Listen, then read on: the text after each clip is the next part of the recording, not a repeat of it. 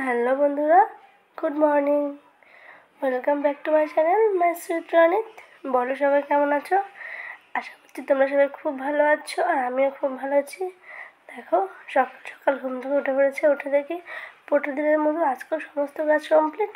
তো আমি যখন উঠলাম তখন 7:30 বাজে, আর বাদ বাকি বাড়ির সব কাজ টাজ কমপ্লিট হয়ে গেছে। আজকে যেহেতু ভাইফোঁটা, তাই আমার সব ভাই বোনদের যেন খুব ভালো থাকে, খুব সুস্থ থাকে, আর সবাইকে জানাই ভাইফোঁটার অনেক অনেক শুভেচ্ছা আর অভিনন্দন।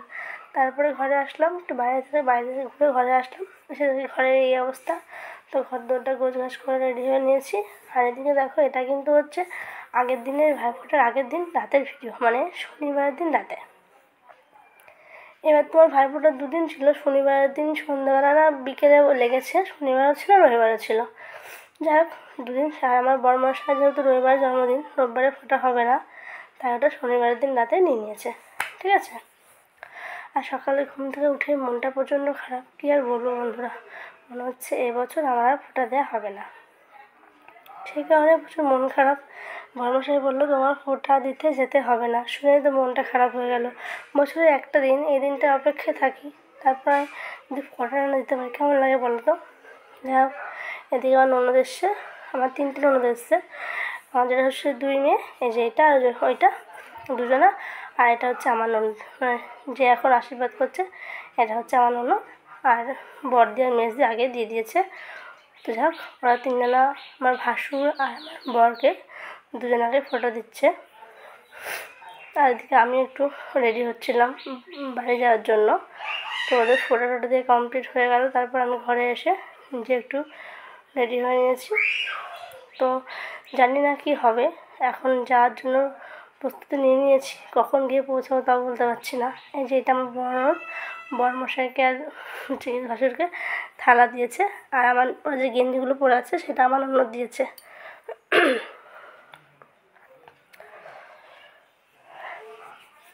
তারপরে এই যে আমার দুষ্টু বাবাকে রেডি করে দিয়েছি।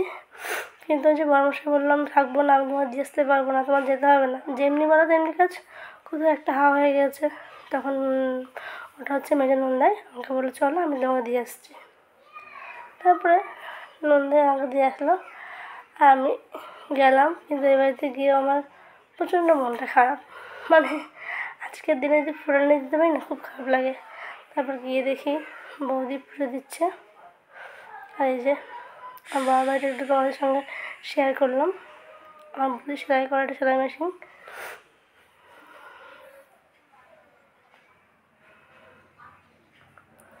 আর এই দেশে হচ্ছে কোথায় চলে আসলাম, কেউ নেই, মানে থতমম্ব হয়ে গেছে, দাঁড়িয়ে আছে গেটের মুখে। তারপর আমি এখন ঘোরাঘুরি করলাম, সবার সাথে কথা বলে দেখা টাকা করে চলে এসেছি ঘরে। আর তারপরে তার কিছুক্ষণ পরে দাদা আসলো, কিন্তু দাদা এসে পৌঁছাতে বাকি, বড়দি এখন এসে পৌঁছায়নি।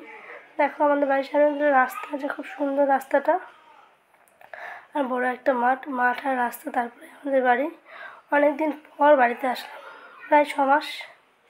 কিন্তু জানো তো বন্ধুরা, আমার বাড়ির থেকে আমার শ্বশুরবাড়ির দূরত্ব মাত্র 2 মিনিট, কিন্তু 6 মাস হয়ে গেলাম এই বাড়িতে আসি না। কী আর করবো, সবই কপাল। যাক, সব শেষে কপালে ছিল, তাই হয়তো ফোঁটাটা হবে। বড়দিদি ফার্স্টে দিয়ে দিল, আর তারপরে আমি ফোঁটাটা দেবো। তো বন্ধুরা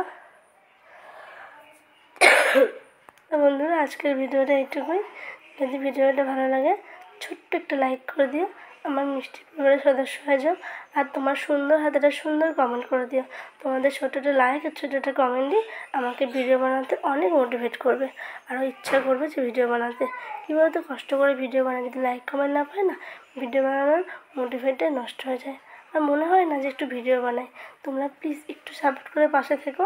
আর তোমাদের যার যার সাপোর্ট লাগবে আমাকে অবশ্যই কমেন্ট করে বলবে, আমি তার পরিবার যাব, তাকে আমি যতটা পারবো সাপোর্ট করব।